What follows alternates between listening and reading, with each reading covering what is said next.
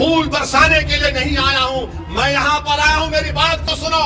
शायद ये मेरी जिंदगी की आखिरी तकरीर हो जाए, मगर मैं तुमको बता रहा हूं, जब तक हम जिंदा रहेंगे जालिम से मुकाबला करेंगे, जब तक हम जिंदा रहेंगे मजलूमों का साथ देंगे, जब तक अल्लाह हमको जिंदा रखेगा हम कमजोरों का साथ नहीं छोड़ेंगे, चाहे कमजोर किसी मजहब का हो।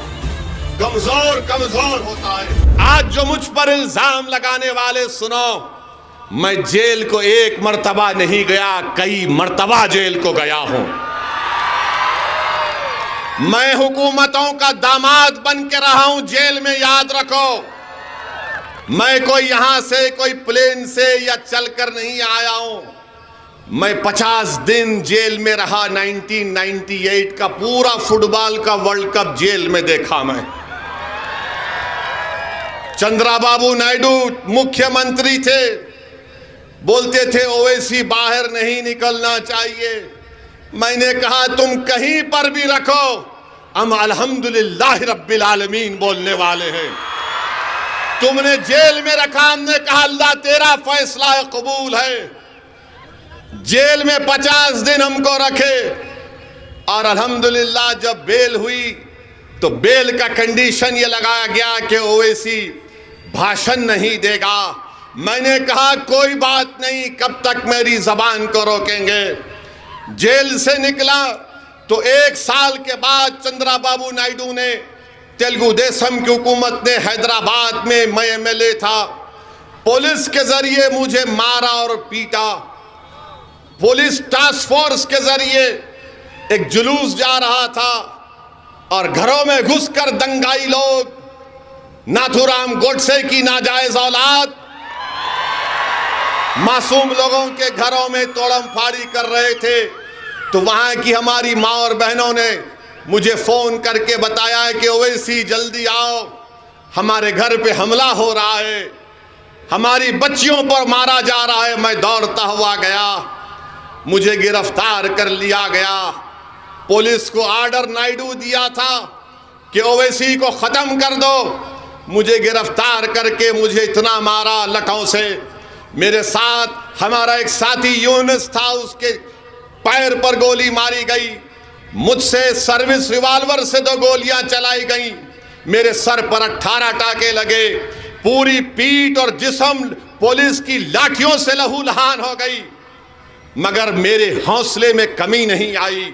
जब मैं अस्पताल में तड़प रहा था तो मेरे वालिद की अल्लाह मग़फ़रत करे, उन्होंने मुझसे आकर कहा कि असदुद्दीन हिम्मत नहीं हारना, इस राह में इन्हीं रास्तों से तुमको गुजरना है। मुझे आज भी याद है कि मेरे वालिद मरूम ने मुझसे कहा था कि आज तुमको ये महसूस हो रहा होगा कि रोड पर लिटाकर तुमको मारा गया, तुम्हारी अना को तकलीफ हो रही होगी। मगर मेरे वालिद ने कहा, क्या कहा नौजवानों, सुनो। मेरे वालिद ने मुझसे कहा कि इमाम अहमद बिन हम्बल की कुर्बानी को याद करो कि उनको बगदाद के बाजारों में पीटा गया था। इमाम आजम अबू हनीफा को जेल में डाला गया था। मेरे वालिद ने कहा कि हिम्मत मत हारो, जो जालिम हुक्मरान तुमसे ये काम किया है अल्लाह उसका जवाब देगा। मेरे हौसले उस वक्त पस्त नहीं हुए, आज कैसे पस्त हो सकते हैं। मैंने पुलिस की लाठियां खाई, अपने जिस्म से खून को बहाया। मजलिस के रुफ़क़ा अगर आज तुम्हारे सामने खड़े हैं तो मोहम्मद गौस की शहादत हमारे सामने है। अरे हम कुर्बानियां देकर आए हैं। हम इन कांग्रेसियों की तरह एयर कंडीशन कमरों में बैठकर या प्लेन से उतरकर सियासत नहीं करते। मेरी गाड़ी पर गोलियां चलाई गई, अल्लाह ने मुझे बचा लिया। सबने कहा कि मत जाओ उत्तर प्रदेश को, मैंने कहा मैं जाऊंगा। और मेरी माँ ने मुझसे कहा कि तुम जिंदा हो, तुम कैसे हो। मैंने कहा कि अम्मा अच्छा हूं। तो अम्मा ने कहा जाओ बेटा काम करो, अल्लाह तुम्हारे साथ है, मेरी दुआएं तुम्हारे साथ है। मेरी बीवी मेरे साथ थी, दिल्ली में मेरी बीवी मेरे साथ थी। मैंने अपने बीवी से कहा कि अब आप हैदराबाद वापस जाओ। हमारी बीवी ने कहा कि जाओ, अल्लाह आपके साथ है।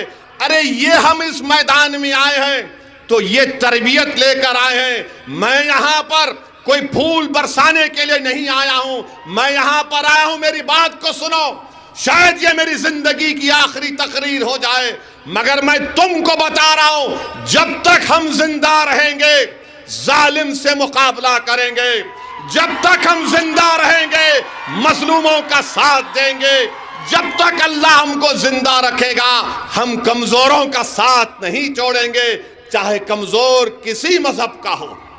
कमजोर कमजोर होता है। और ये इल्जाम लगाने वाले कांग्रेस पार्टी के लोग ये जोकर हैं और कांग्रेस के नौकर हैं ये लोग।